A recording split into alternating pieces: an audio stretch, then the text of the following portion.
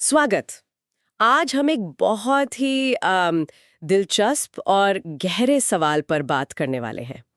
क्या हमारे जीवन की चुनौतियां, मतलब जो सबसे मुश्किल हालात होते हैं, क्या वो भी किसी बड़े उद्देश्य का हिस्सा हो सकती हैं? हमारे पास एक किताब के कुछ अंश हैं जो एक सच कहूं तो चौंकाने वाला विचार सामने रखते हैं कि हम जन्म से पहले ही अपने जीवन के अनुभव तय करते हैं, यहाँ तक कि मुश्किलें भी। तो आज हम इसी सोच की तह तक जाएंगे। मतलब हम ऐसी योजनाएं बनाते ही क्यों हैं, इसमें कर्म का क्या रोल है, और सबसे जरूरी, इस समझ से हमें सुकून कैसे मिल सकता है। चलिए इसे खोल कर देखते हैं। तो सबसे पहला और शायद सबसे बड़ा सवाल यही है, हम जन्म से पहले अपने जीवन की योजना क्यों बनाएंगे, खासकर मुश्किल अनुभवों की योजना। किताब कहती है कि एक मुख्य वजह है कर्म। हाँ बिल्कुल, लेकिन यहाँ कर्म का मतलब वो नहीं जो हम आमतौर पर सोचते हैं कि कोई सजा मिल रही है या पाप पुण्य का हिसाब है। इस नजरिए से देखें तो कर्म का मतलब है अनुभवों का संतुलन, बैलेंस करना। जैसे किताब में एक उदाहरण है, मान लीजिए किसी ने एक जीवन पूरी तरह से किसी विकलांग बच्चे की देखभाल में लगा दिया, तो आत्मा के स्तर पर हो सकता है वो अनुभव में एक तरफापन, एक असंतुलन महसूस करे। अच्छा। हाँ, तो अगले जीवन में वो शायद भूमिकाएं बदलने की योजना बनाए। जिसने पहले देखभाल की थी वो शायद खुद विकलांगता चुने, और जो बच्चा था वो आत्मा अब देखभाल करने वाले माता पिता की भूमिका में आए। तो यहाँ संतुलन किसी के लिए कुछ अच्छा करके नहीं आ रहा, बल्कि उस पहलू का अनुभव करके आता है जो पहले नहीं जिया था। अच्छा, तो ये वो हिसाब नहीं है कि मैंने बुरा किया अब अच्छा करके भरपाई करूं। जैसे अगर किसी ने बच्चे को छोड़ दिया तो अगले जन्म में खूब दान पुण्य करने के बजाय खुद छोड़े जाने का अनुभव चुनेगा। क्या ये संतुलन है? हाँ बिल्कुल, यही किताब में जेसवा का जिक्र है, वो भी यही कहते हैं। कर्म किसी और के लिए कुछ करके बैलेंस नहीं होता, बल्कि खुद उस अनुभव से गुजर कर होता है जिसका दूसरा पहलू हमने जिया है। लेकिन किताब एक और बारीक बात बताती है कि कर्म को संतुलित करना और कर्म से मुक्त होना ये दो अलग अलग चीजें हैं। ये फर्क समझना जरूरी लगता है ना? हाँ, ये बहुत बहुत महत्वपूर्ण है। देखिए, संतुलन तब होता है जब आत्मा किसी एक मुद्दे के दोनों पहलू जी लेती है। जैसे शक्ति का मुद्दा है तो शक्तिशाली होना भी अनुभव कर लिया और शक्तिहीन होना भी, ये हुआ संतुलन। ठीक है। लेकिन कर्म से मुक्ति तब मिलती है जब उस असंतुलन की जड़, मतलब उसका जो मूल कारण है, वो ठीक हो जाता है। जड़ जैसे? जैसे मान लीजिए किसी ने पिछले जन्म में चोरी की। क्योंकि उसके अंदर कमी का गहरा झूठा विश्वास था कि दुनिया में सबके लिए पूरा नहीं है, और डर था।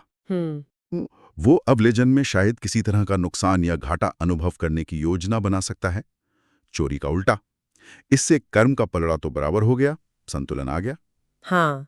लेकिन जब तक वो कमी का झूठा विश्वास और वो डर ठीक नहीं होता, वो शायद बार बार ऐसी परिस्थितियां बनाता रहेगा जिससे नया कर्म बनता जाए। असली मुक्ति तब है जब वो मूल डर और वो झूठा विश्वास जड़ से ठीक हो। इसलिए जैसे गरीबी या कोई नुकसान है, वो सजा नहीं है, वो शायद हमारे अंदर के उन हिस्सों को, उन डरों को, उन झूठे विश्वासों को आईना दिखाने का तरीका है जिन्हें उपचार की जरूरत है। तो मुश्किल हालात एक तरह से हमारे गहरे घावों या भ्रमों को सतह पर ला सकते हैं ताकि हम उन्हें देख सकें। सही कहा, बिल्कुल। वो एक बहुत शक्तिशाली हीलिंग टूल हो सकते हैं। किताब में जेसुआ का जो जिक्र है वो कर्म को डर और अलगाव के झूठे विश्वासों का एक गठजोड़ मानते हैं। अच्छा। और दिलचस्प बात यह है, वो कहते हैं कि इस कर्म से मुक्ति पल भर में भी मिल सकती है। पल भर में इतने जन्मों का कर्म, ये कैसे मुमकिन है? हाँ, ये सुनने में अजीब लगता है, लेकिन ये तब होता है जब आत्मा अपने असली स्वरूप को पहचान लेती है कि वो शुद्ध है, दिव्य है, परमात्मा से अलग है ही नहीं। किताब में बाइबल की वो कहानी है ना, क्रॉस पर यीशु के बगल वाले चोर की। हाँ। उसे उसी क्षण मुक्ति मिली। क्यों? शायद इसलिए कि उसने गहरे समर्पण का अनुभव किया, और शायद यीशु से जो प्रेम और करुणा निकल रही थी उसे महसूस किया। उसका वो अलगाव का भ्रम टूट गया, बस। तो इसका मतलब ये हुआ कि जिसने जितना गहरा अंधेरा देखा है, सही कहा, वो उतनी ज्यादा रोशनी फैला सकता है। ये थोड़ा विरोधाभासी है। हाँ, ये द्वैत का, इस दुनिया का एक विरोधाभास है। जिन आत्माओं ने अपने तथाकथित डार्क साइड को, अंधेरे पक्ष को गहराई से जिया है, वो दूसरों के दर्द को ज्यादा गहराई से समझ सकते हैं और शायद ज्यादा करुणामय शिक्षक बन सकते हैं। हाँ, मुक्ति पाना इसलिए मुश्किल नहीं है कि हमें बहुत लड़ना है या संघर्ष करना है, मुश्किल इसलिए है कि हमें उन गहरे भ्रमों को देखना पड़ता है जिन्होंने हमें पकड़ रखा है, खासकर डर और अलगाव का भ्रम। सबसे बड़ी चुनौती शायद ये मानना है कि हम असल में कभी बंधे हुए थे ही नहीं, हम हमेशा से आज़ाद थे। कर्म संतुलन के अलावा क्या चुनौतियां सिर्फ हीलिंग के लिए, मतलब पिछले जन्मों के भावनात्मक घाव भरने के लिए भी प्लान की जाती हैं? हाँ, बिल्कुल। कई बार अनुभव सीधे कर्म से नहीं जुड़े होते हैं, वो पिछले जन्मों की अधूरी ऊर्जाओं को, अधूरे कामों को पूरा करने के लिए होते हैं। स्रोत में पेनेलोप की कहानी है। उसने जन्म से ही पूरी तरह बहरा होने की योजना बनाई थी। बहरा होना क्यों? क्योंकि पिछले जन्म में उसने अपनी माँ को गोली लगते हुए सुना था। वही माँ इस जन्म में भी उसकी माँ है। वो आवाज उसके लिए इतनी भयानक, इतनी दर्दनाक थी कि उसने बाद में आत्महत्या कर ली। ओह! तो इस जन्म में बहरा होना चुना गया ताकि वो भयानक आवाज दोबारा सुनने का डर ही न रहे और वो पिछले जन्म के सदमे से, उस गहरे घाव से उभर सके।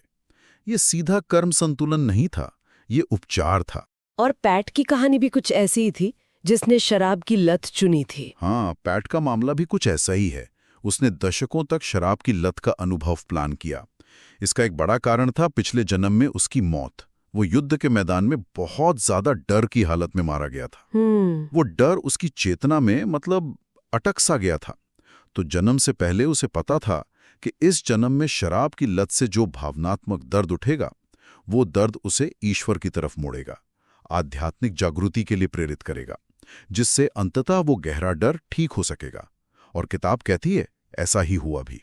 तो इसका मतलब जीवन योजनाएं अक्सर पिछले जन्मों के अधूरे भावनात्मक बोझ को ठीक करने का तरीका है, जैसे कोई गुस्सा रह गया, कोई अपराध बोध, कोई फैसला। बिल्कुल सही पकड़ा। आत्मा इन भारी भावनाओं को बदलना चाहती है, उन्हें प्रेम और समझ में बदलना चाहती है। इसलिए वो ऐसी परिस्थितियां चुनती है जो इन भावनाओं को फिर से सतह पर ले आएं, ताकि हम उनका सामना करें, उन्हें हील करें। जो एक जीवन में अधूरा रह गया, उसे अगले में पूरा करने का मौका मिलता है। किताब में एक और कारण बताया गया है जीवन योजना बनाने का, दूसरों की सेवा। ये कैसे काम करता है, सेवा? हाँ, सेवा। ये एकता चेतना के भाव से आता है, वननेस कॉन्शियसनेस जिसे कहते हैं। ये वो गहरी समझ है कि हम सब अलग नहीं हैं, हम सब एक ही अस्तित्व के हिस्से हैं।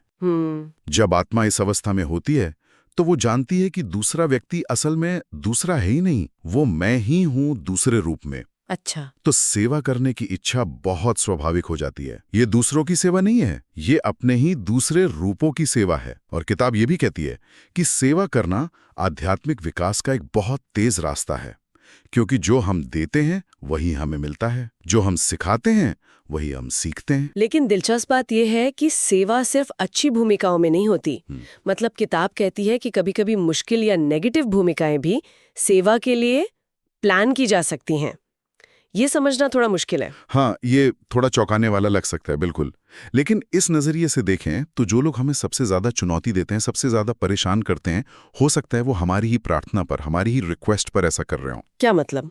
जैसे पैट का उदाहरण लें, जिसे शराब की लत थी। हाँ। किताब बताती है कि उसके बच्चों ने जन्म से पहले ये चुना था कि उनका पिता शराबी होगा। चुना था? क्यों? हाँ, क्योंकि उन्हें लगा कि यह अनुभव उनके अपने विकास के लिए, उनके अपनी लर्निंग के लिए सबसे अच्छा होगा। तो इस तरह पैट की जो चुनौती थी वो अनजाने में ही सही उसके बच्चों के लिए एक सेवा बन गई, उनके विकास में मददगार हुई। ये वाकई सोचने वाली बात है। किताब में आत्मा की 3 परतों का भी जिक्र है, स्पिरिट सेल्फ, सोल सेल्फ और सांसारिक व्यक्तित्व।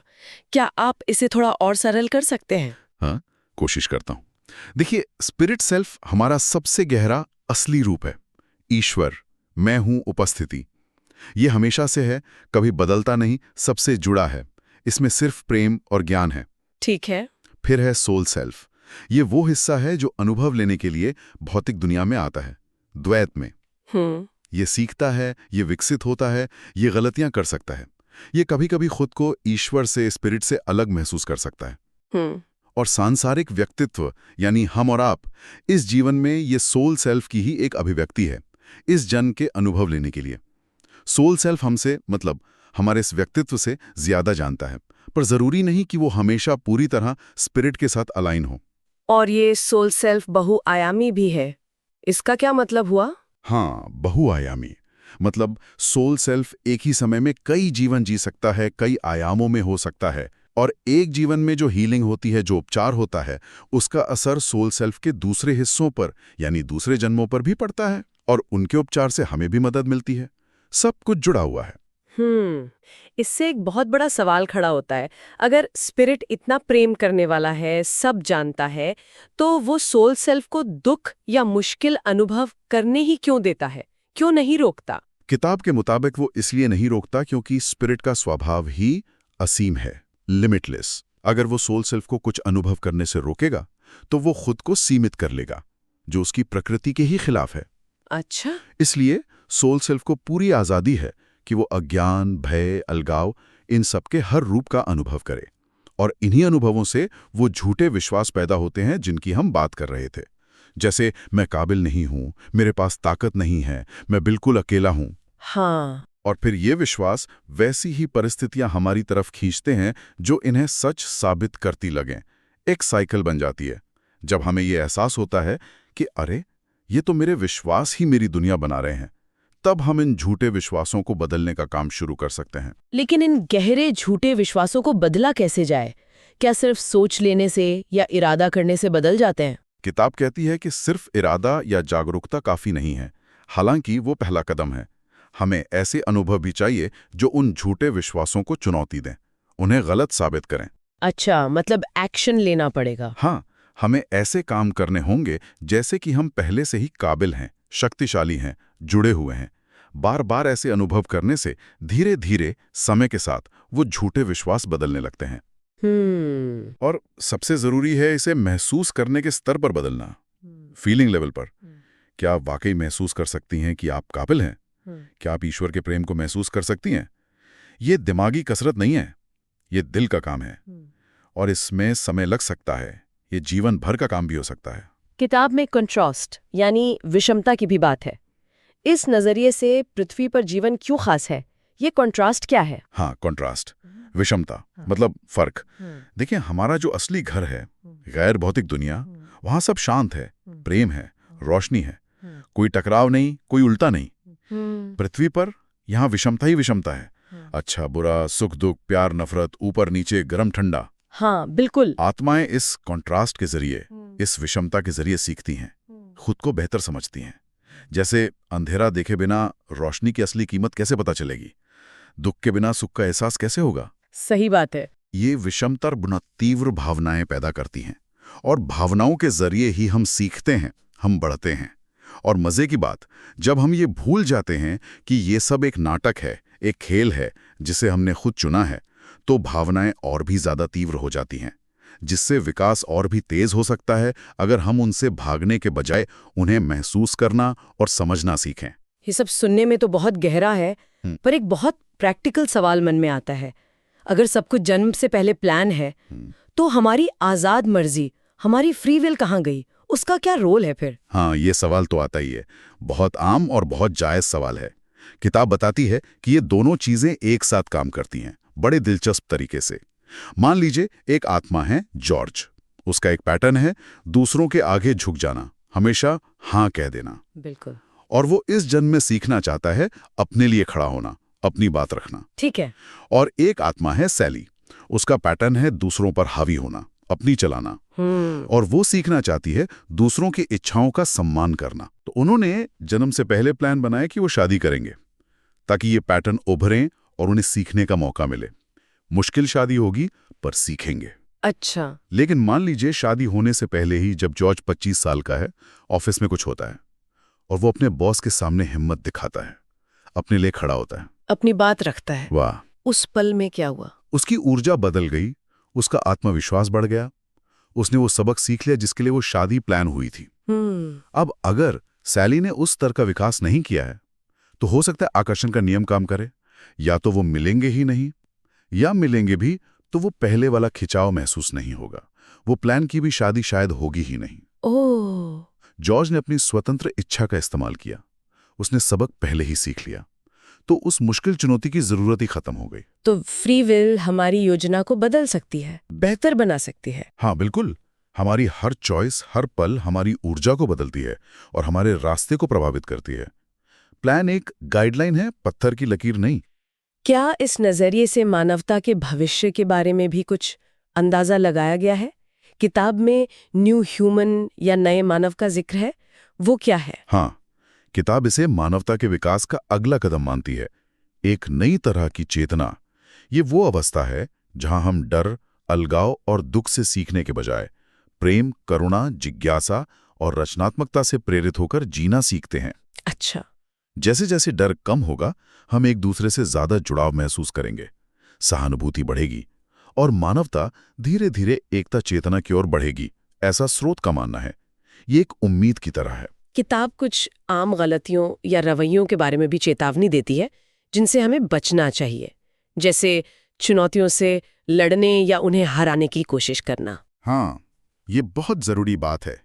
जब हम किसी चीज से लड़ने की ऊर्जा रखते हैं, उसे हराना चाहते हैं, तो हम अनजाने में उसी चीज को और मजबूत कर रहे होते हैं, उसे और ऊर्जा दे रहे होते हैं। शांति और उपचार किसी चीज को हराने से नहीं आता, बल्कि उसे समझने और अपनाने से आता है, उसे गले लगाने से, एम्ब्रेस करने से। हीलिंग तब होती है जब हमारे विचार, हमारे शब्द, हमारे काम प्रेम और स्वीकृति की दिशा में होते हैं, लड़ाई की दिशा में नहीं। और पीड़ित चेतना के बारे में क्या? Victim consciousness. हाँ, पीड़ित चेतना ये एक ऐसी मानसिकता है जहां हम मानते हैं कि हम बस शिकार हैं, परिस्थितियों के, लोगों के या बस किस्मत के शिकार। हाँ, बहुत लोग ऐसा महसूस करते हैं। और ये हमें बहुत शक्तिहीन महसूस कराता है। यह हमें एक कम वाइब्रेशन पर रखता है और फिर हम वैसी ही और परिस्थितियां अपनी तरफ खींचते हैं जहां हम शिकार जैसा महसूस करें। इससे बाहर निकलने का रास्ता है दोष देना छोड़ना, दूसरों को या हालातों को, और ये मानना कि कहीं ना कहीं किसी गहरे स्तर पर हमने अपने अनुभवों को चुना है, भले ही हमें उसका कारण अभी समझ ना आ रहा हो। ये जिम्मेदारी लेना हमें वापस शक्ति देता है। दूसरों को जज करने के बारे में भी कुछ कहा गया है। हाँ, उनमें नुक्स निकालना। बिल्कुल। निर्णय, जजमेंट, ये हमें एक दूसरे से काटता है, अलग करता है। यह हमें एकता की भावना से दूर ले जाता है। जब हम ये समझते हैं कि हर किसी की अपनी एक जीवन योजना है जो उसके अपने विकास के लिए, उसके अपनी यात्रा के लिए जरूरी है, तो दूसरों को जज करना बहुत मुश्किल हो जाता है। सही बात है। किताब तो यहां तक कहती है कि सड़क पर रहने वाले बेघर इंसान या कोई नशे की लत वाला व्यक्ति, आत्मा के स्तर पर ये बहुत साहसी चुनाव हो सकते हैं। हमें क्या पता उनकी योजना क्या है। हालांकि जजमेंट एक टूल भी हो सकता है खुद को समझने के लिए। खुद से पूछें, मैं दूसरों में किस बात को सबसे ज्यादा नापसंद करती हूँ, किस बात पर जज करती हूँ। अच्छा। फिर पूछें, उसका ठीक उल्टा गुण क्या है। ज्यादातर संभावना है कि आप जन्म से पहले वही विपरीत गुण अपने अंदर विकसित करना चाहते थे। हम दूसरों में अक्सर वही चीज जज करते हैं जो कहीं ना कहीं किसी रूप में हमारे अंदर भी मौजूद होती है, जिसे हम देखना या स्वीकार करना नहीं चाहते। ये तो काफी दिलचस्प है। एक बहुत ही मानवीय सवाल है। अगर किसी को ये सब जानकर अपनी ही आत्मा पर गुस्सा है कि उसने मेरे लिए इतनी मुश्किल योजना क्यों बनाई, ऐसा क्यों चुना? हाँ, ये हो सकता है, बिल्कुल हो सकता है, और ये स्वाभाविक भी है। किताब कहती है कि इस गुस्से को दबाएं नहीं, इसके लिए खुद को दोषी महसूस ना करें। इसे अपने अंदर के उस हिस्से की आवाज समझें जिसे सबसे ज्यादा चोट पहुंची है, जो सबसे ज्यादा दर्द में है।